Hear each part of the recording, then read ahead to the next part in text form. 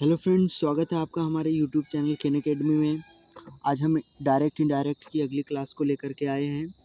जैसा कि हमने आपको पिछली क्लास में यूनिवर्सल ट्रुथ, प्रोवर्ब्स, प्रिंसिपल और इन सारे रूल्स को बताया था कि अगर रिपोर्टेड स्पीच में ऐसे सेंटेंस आते हैं तो आपको जो है उसमें कोई चेंज नहीं करना है। और बाकी डायरेक्ट से इनडायरेक्ट बनाने के असर्टिव सेंटेंस में जितने भी रूल्स थे, जो नॉर्मल रूल्स थे, वो हो चुके हैं। तो आज हम कुछ एग्जाम्पल करेंगे और उससे हम थोड़ा अलग चीज़ों को देखेंगे और सीखेंगे। तो आज का जो सबसे पहला एग्जाम्पल होगा, जो कि सबसे पहला एग्जाम्पल है आज का, तो उसको हम देखते हैं और वो क्या है। सबसे पहला है he said, comma inverted comma, one must do one's duty, comma inverted comma बंद। सबसे पहला एग्जाम्पल है one must do one's duty. हर व्यक्ति को अपने कर्तव्य को करना चाहिए।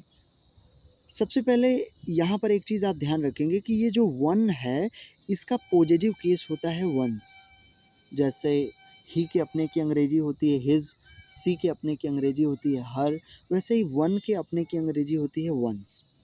और हमारे पास सेंटेंस है कि ही said, comma inverted comma, one must do one's duty. यहाँ पे एक मॉडल वर्ब लगाया गया है जो कि मस्ट है। मस्ट मॉडल वर्ब हमें जो है कर्तव्य, हमें जिम्मेदारी, कोई रिस्पॉन्सिबिलिटी हो या कोई सिद्धांत हो, इन चीज़ों के बारे में बताता है, इनके बारे में कहता है। और जब कभी भी रिपोर्टेड स्पीच वाले सेंटेंस में आपका कर्तव्य, जिम्मेदारी या कोई सिद्धांत आए तो उसमें आपको इस सेंटेंस में कोई चेंज नहीं करना है। जैसे हम कैन को कुड में चेंज करते हैं, विल को उड में, सैल को शुड में, मे को माइट में, वैसे ही मस्ट को भी हैड टू में चेंज किया जाता है। लेकिन यहाँ पर जो मस्ट का अर्थ है वो कर्तव्य से है, जिम्मेदारी से आ सकता है, सिद्धांत से आ सकता है। तो जब ऐसे केसेस में मस्ट का यूज़ हो रिपोर्टेड स्पीच में तो आप सेंटेंस में कोई भी चेंज नहीं करते हैं, उसको सिर्फ सिंपल तरीके से बना दिया जाता है। तो सबसे पहले यहाँ पे ऑब्जेक्ट नहीं है तो हम इस सेड को टोल्ड में नहीं कर सकते, हम इसको इस तरीके से लिख देंगे और उसके बाद कॉमा इन्वर्टेड कॉमा की जगह जोड़ने के लिए हम दैट का प्रयोग करेंगे और फिर यहाँ पर हम लिख देंगे one must do one's duty. कोई चेंज नहीं करेंगे, बिल्कुल उसी तरीके से हम इसको लिख देंगे, one must do one's duty. अगर इस सेंटेंस में आ जाए we must obey our parents, हमें अपने माता पिता का हमें अपने माता पिता की आज्ञा का पालन करना चाहिए, तो ये भी हमारी एक हमारा एक कर्तव्य है, एक हमारी जिम्मेदारी बनती है। तो ऐसे केसेस में मस्ट को नहीं चेंज किया जाता है। लेकिन अगर मैं नेक्स्ट एग्जांपल की बात करूं आपसे, अगर मैं इस एग्जांपल को ले लूं कि she said to me, comma inverted comma, I must go. अगर मैं आपसे इस एग्जांपल की बात करूं फिलहाल, तो यहाँ पर आई मस्ट गो, मुझे जाना चाहिए, एक अर्जेंसी दिखा रहा है कि आप जो काम कर रहे हैं उसमें काफ़ी अर्जेंट है वो चीज़। क्या इस सेंटेंस को पढ़ने से जिम्मेदारी, कर्तव्य या कोई ऐसी सिद्धांत जैसी बातें निकल के आ रही हैं? क्या इसके मीनिंग में ऐसा कुछ छिपा हुआ है? नहीं है।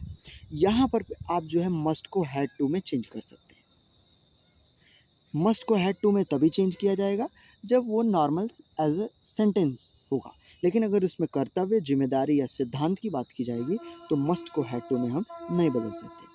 तो सबसे पहले यहाँ पे ऑब्जेक्ट है तो सेड टू को ईजिली टोल्ड में बदला जा सकता है। तो सी टोल्ड मी, जोड़ने के लिए हम दैट का प्रयोग करेंगे और उसके बाद फिर आई को चेंज करेंगे सी से। तो जब आई को सी से चेंज किया जाएगा तो यहाँ पे सी हो जाएगा और फिर मस्ट को हम चेंज कर देंगे हैड टू में, तो सी हैड टू गो। अब हम इसी तरीके से अगले एग्जाम्पल की तरफ चलते हैं, तीसरा एग्जाम्पल। तो एक और एग्जाम्पल ले लेते हैं हम इसका।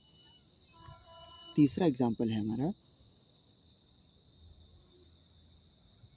प्रिया सेड, एक second, Priya said, comma inverted comma, I must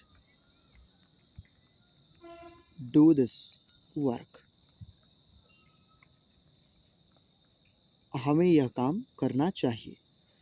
तो इस सेंटेंस में कोई ऑब्जेक्ट नहीं है, तो इसमें हम जो है सेड टू को टोल्ड में नहीं चेंज कर सकते। इसको हम हम इसको सेड ही लिखेंगे, प्रिया सेड। जोड़ने के लिए हम दैट का प्रयोग कर सकते हैं कॉमा इन्वर्टेड कॉमा की जगह, और आई को हम चेंज करेंगे प्रिया से, क्योंकि आई फर्स्ट पर्सन है और वो प्रिया के अकॉर्डिंग चेंज होगा। तो आई को प्रिया से चेंज किया जाएगा, तो यहाँ पर हो जाएगा सी। और मस्ट को हम चेंज कर सकते हैं किसमें, हैड टू में, क्योंकि यहाँ पर जिम्मेदारी या कर्तव्य जैसे कोई भी अर्थ नहीं दे रहे हैं। तो सी हैड टू डू, और दिस पार्ट ऑफ स्पीच किस में चेंज होता है, दैट में। She had to do that work. तो इस तरीके से जब मस्ट बिना कर्तव्य के, बिना जिम्मेदारी के, बिना सिद्धांत के आता है, तो मस्ट को हैड टू में चेंज किया जाता है। और जब उस सेंटेंस में कर्तव्य, जिम्मेदारी या सिद्धांत आते हैं, तो हम क्या करते हैं कि मस्ट को बिल्कुल वैसे ही लिख देते हैं, उसमें कोई चेंज नहीं करते। आइए कुछ और एग्जाम्पल देखा जाए। चौथा एग्जाम्पल आज का इम्पॉर्टेंट एग्जाम्पल। चौथे एग्जाम्पल में हम देखेंगे इस चीज़ को, she said, comma inverted comma, you are brave, you are brave.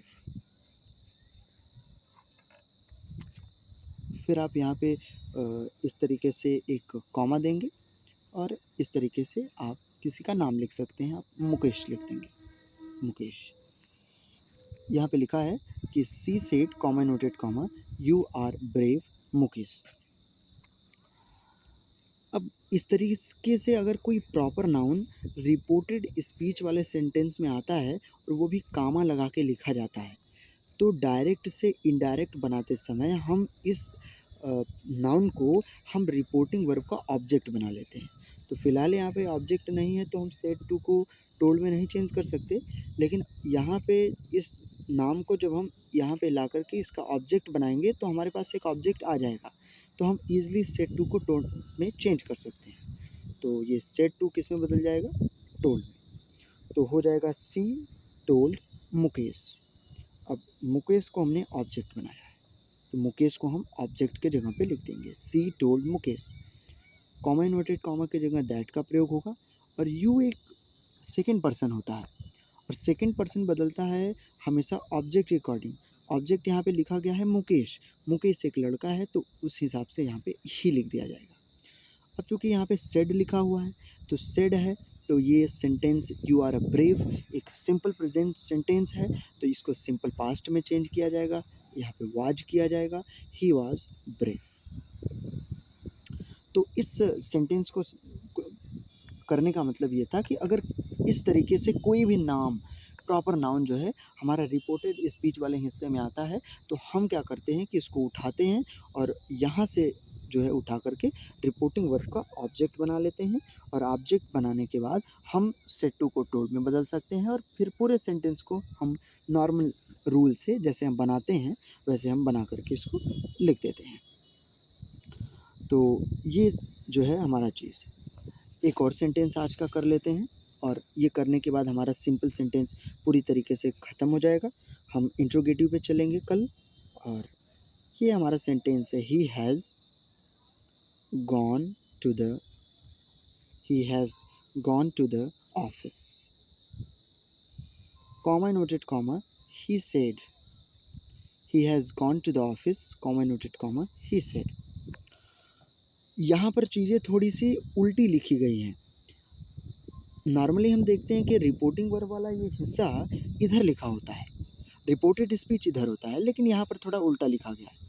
कभी इस तरीके के सेंटेंस आते हैं तो आपको घबराना नहीं है, आपको सीधा लिख देना है। तो यहाँ पे हम देख रहे हैं कि क्या हमारे पास कोई ऑब्जेक्ट है? नहीं है। तो हम यहाँ पर सेड टू का टोल्ड कर सकते हैं? बिल्कुल नहीं कर सकते। तो हम सेड को सेड लिखेंगे। जोड़ने के लिए क्या हम दैट का प्रयोग कर सकते हैं? बिल्कुल कर सकते हैं। यहाँ पर ही लिखा हुआ है, ये थर्ड पर्सन है, थर्ड पर्सन नो चेंज, तो ही को ही लिख दिया जाएगा। और यहाँ पर हैज़ लिखा हुआ है, यह है प्रेजेंट परफेक्ट टेंस, और प्रेजेंट परफेक्ट टेंस चेंज होता है पास्ट परफेक्ट टेंस में। तो he had gone to the office, he has gone to the office. और फिर ये पूरी तरीके से सेंटेंस सही हो जाएगा। तो ये आज हमारा 5 अलग-अलग एग्ज़ाम्पल था, जिससे हमने सिंपल सेंटेंस को पूरी तरीके से ख़त्म कर लिया है। कल अब हम इंट्रोगेटिव की तरफ चलेंगे और फिर हम कल एग्ज़ाम्पल को देखेंगे और सीखेंगे। तो आज के लिए इतना ही रखते हैं। Thanks for watching this video.